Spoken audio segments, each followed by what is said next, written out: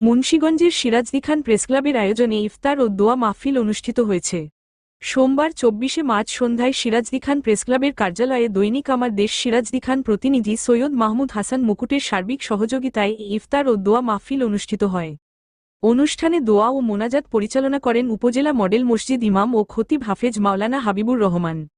এ সময় সিরাজদি খান প্রেসক্লাবের সাধারণ সম্পাদক আবদুল্লাহ আল মাসুদের সঞ্চালনায় সম্মানিত ও আমন্ত্রিত অতিথি হিসেবে উপস্থিত ছিলেন উপজেলা নির্বাহী কর্মকর্তা শাহিনা আক্তার, উপজেলা সহকারী কমিশনার ভূমি তৌহিদুল ইসলাম বাড়ি, সিনিয়র সহকারী পুলিশ সুপার আ.ন.ম ইমরান খান, সিরাজদি খান থানার অফিসার ইনচার্জ শাহেদ আল মামুন, তদন্ত ওসি হাবিবুর রহমান, শেখরনগর তদন্ত কেন্দ্রের ইনচার্জ তাইজুল ইসলাম।